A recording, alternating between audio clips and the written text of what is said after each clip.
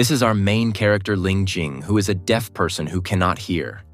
Her life is filled with hatred and betrayal. She does not even know that her life is a hell. Today is her birthday party. Everyone is wishing her because she is also the president of the company. She announces that along with my birthday party, today is also my anniversary. In the third announcement, she says that I am pregnant. Everyone is congratulating her happily, but her husband, whose name is Wang Ximing, is shocked. But later he laughs and hugs her. But her sister, whose name is Suji, does not have a smile on her face. Suji forcibly smiles and says that Dad will be very happy when he finds out. She makes an excuse to go to the bathroom and leaves. Ximing's gaze is on Suji as she goes. He also makes an excuse that the wine bottle is finished and he will go upstairs to get it. But Ling Jing notices that the wine bottle is already there. When Ximing goes upstairs, Suji says that you both did IVF and didn't even tell me. Ximing says that I did it for her, and anyway, what difference does it make whether she is pregnant or not? Anyway, according to the plan, we are going to kill her in 2 days. Then Suji says, then why were you so excited that I am going to be a dad? Ximing says, do you not trust me? Suji says that if I did not trust you, I would not have waited. Abort this child, or else your plan will change. Ximing says to shut up and say it quietly, otherwise we will both go to jail. Suji says that now why are you scared? You said earlier that we should kill her. Ling Jing comes in front of them. Suji, as soon as sees Ling Jing, says that sister, now you say.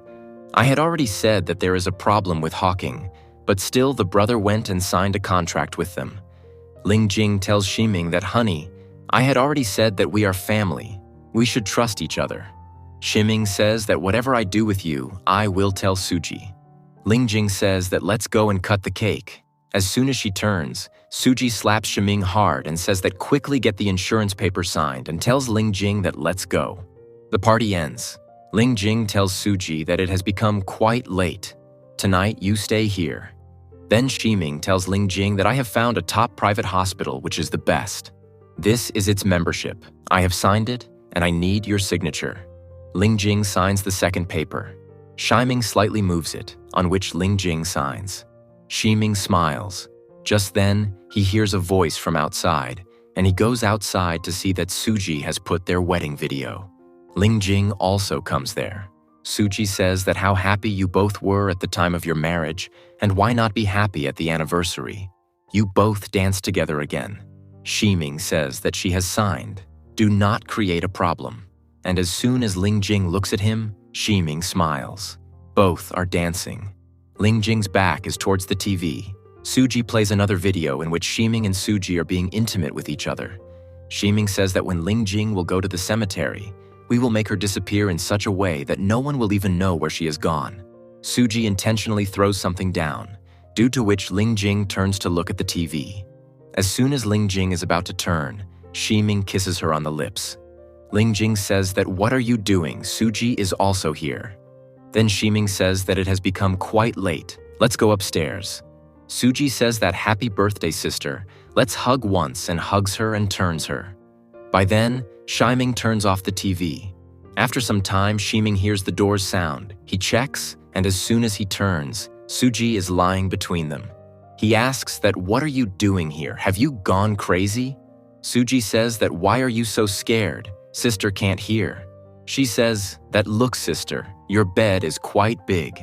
Ximing says that be a good girl and go to your room. Suji says that no, I will sleep right here. Ximing says that come on, I will give you company. Suji stands on the bed and starts to jump. Ximing says that according to the plan, everything will happen tomorrow. Don't create problems before that. Suji says that look, I am crazy. If you try to betray me, I will not leave you. Ximing also lifts her in his arms and choking her, says that don't try to scare me. And then both start kissing each other passionately. Just then, Ling Jing wakes up and says that, Suji, what are you doing? Suji suddenly picks up a pencil and starts stabbing it repeatedly in Ling Jing's stomach. Ximing says, what have you done? Suji says that I didn't do it, you did it. Ximing looks at his hand and sees blood on it. He says that I didn't do it and gets up suddenly in fear. Ximing wakes up from the dream. When he checks, Ling Jing is not with him.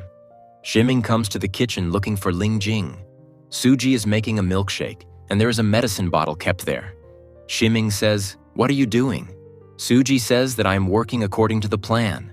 Ximing says that Ling Jing must not be murdered in the house, otherwise we will become suspicious. Suji says that being pregnant was not part of the plan. "I don't know what you are thinking, that your baby will come. Then you will fight for property and be living happily with your family." Ximing says, "If you think like this about me, then just kill me." He picks up the glass of milk but stops as he cannot drink it. Suji smiles and takes the medicine, saying that this is a vitamin tablet. Ximing says that you are crazy. Suji says that since Ling Jing's family destroyed my family, I have gone crazy. So don't try to betray me. Don't forget how Ling Jing become deaf. Actually, they made Ling Jing deaf. Ling Jing is coming there, calling out. Ximing says, "Let go of my hand, or your sister will see." Suji is not letting go of his hand. As Ling Jing comes, Suji drops the glass. At breakfast time, Suji tells Ling Jing that brother loves you so much, I feel jealous. Ling Jing says that you should also find someone for yourself.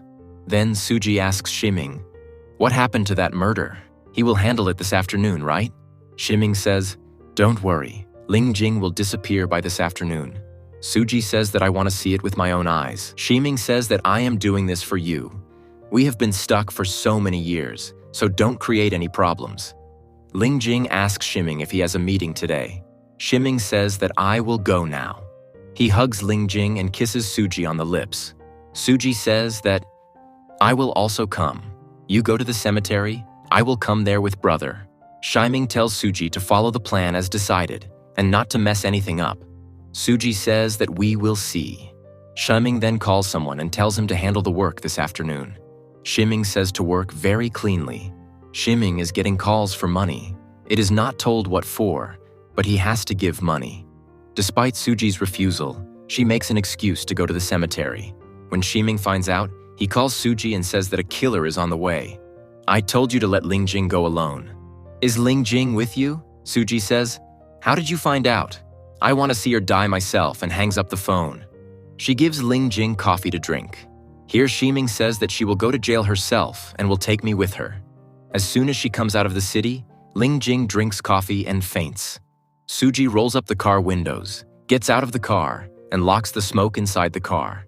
The smoke starts to fill the car. She meets Ximing and asks where Ling Jing is. Suji says that by now she must be dead. Ximing says that I told you not to mess anything up.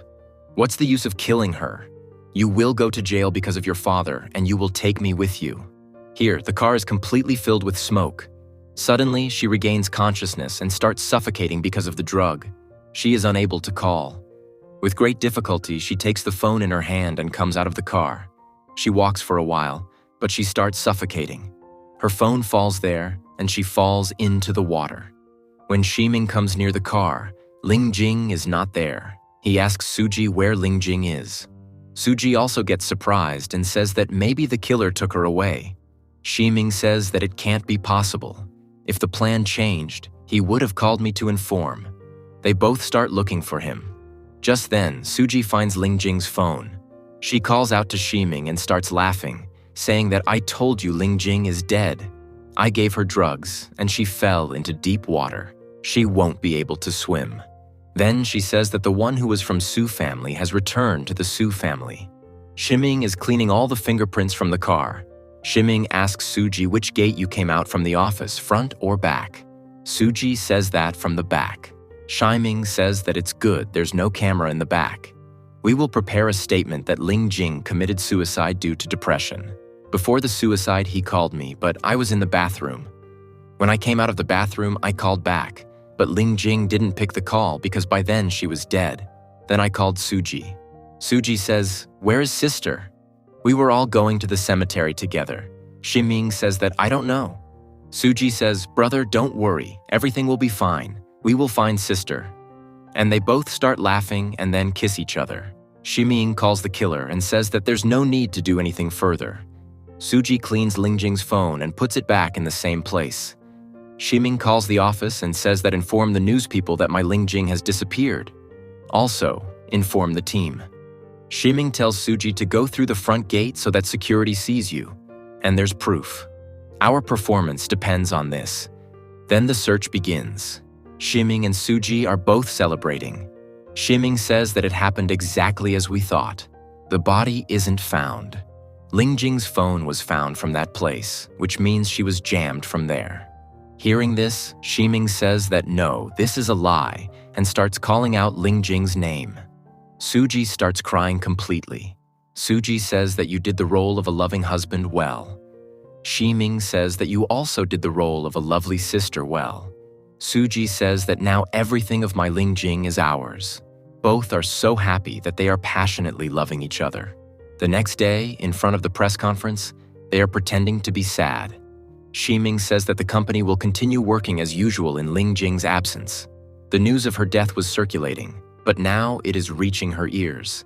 As soon as she heard this, she immediately got up. Jiang said, "You got up?" She replied, "Yes, now I can hear."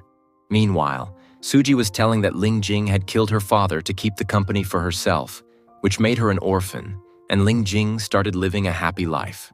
She had created this tragedy herself. Shiming said, "She wouldn't even let me touch her." Then he threw Suji onto the bed, and both started spending quality time together.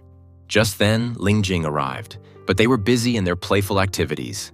As Lingjing was coming up, the door opened, and both were shocked. They quickly distanced themselves. Shiming immediately hugged her and began asking, "Honey, where were you?" She was about to give him the good news when Suji interrupted, saying, "She's not dead yet, she's still alive." Upon hearing this, Lingjing remained silent. Suji said, "It's my fault. I should have checked her dead body before coming here." Shiming asked her, "What was the good news?" She replied, "Nothing, I'm just hungry. Let's go, I'll cook noodles for you." As they came downstairs, Lingjing said, "I'll go to the bathroom," and went inside. She began crying because she was planning to give good news to her husband, but as soon as she heard that these people wanted to kill her, she didn't tell them anything.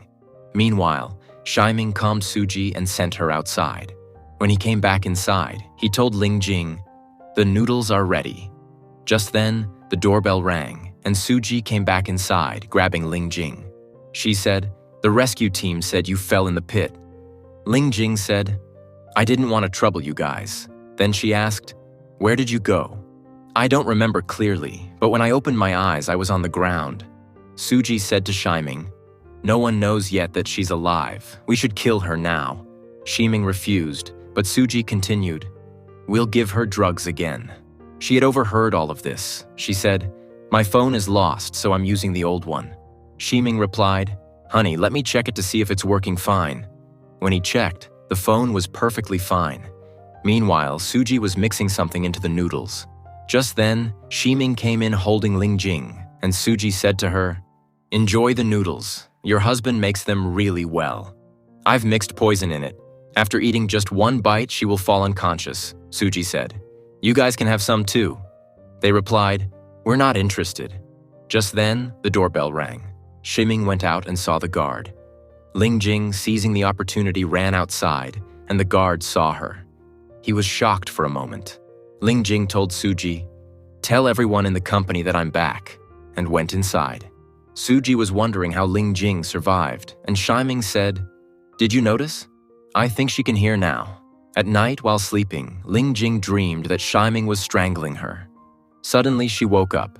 When Shiming asked, she told him, "I had a bad dream." Later, Shiming went to the bathroom and left the tap open to check Lingjing can hear or not. Lingjing sees this but didn't close it.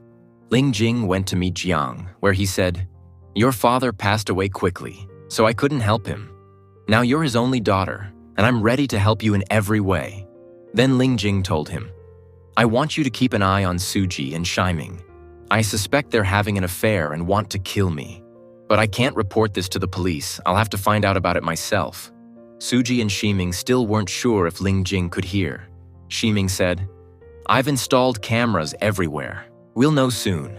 Then Suji said, "If you can't do this, I'll have to do it myself." She sat in her car and told Shiming, "If we don't kill her, she'll take control of the company one day." To check if Lingjing could hear, she sped up the car. Shiming kept trying to stop her, but she drove the car really close before stopping. However, Ling Jing kept walking so that they could assume she could hear. Ximing said, "See, it's confirmed that she can still hear. If you had killed her now, the police would have suspected us." He then told Ling Jing, "I was talking to Suji. Let's go now." The next day, Suji came to visit Ling Jing at her house, and behind her, Mr. Jiao also arrived. Ximing told Jiao, "Give me 1 month's time, I'll pay back your debt." They started to attack Ximing, but Suji rushed in to save him. However, Mr. Jiao also slapped Suji. Inside, Ling Jing was filming them. Jiao said, "Your wife is very beautiful. If you don't pay back the debt within a month, I'll take your wife." Ling Jing called Jiang to inquire about Jiao. Meanwhile, Suji was yelling at Ximing. Ximing said, "You're right, I can't wait anymore. I'll tell the killer to kill Ling Jing quickly." The next day, Ximing's mother arrived. From their conversation, we find out that Ximing's mother also wants to see Ling Jing dead. Ling Jing, after hearing all this, was very sad. She kept her hand on her stomach, thinking, "Everyone wants to kill me. Even my husband doesn't care about me." Suddenly, she felt a sharp pain in her stomach. She collapsed there as her bleeding started. A man was running toward her. Part 2 will be uploaded soon. Don't forget to subscribe.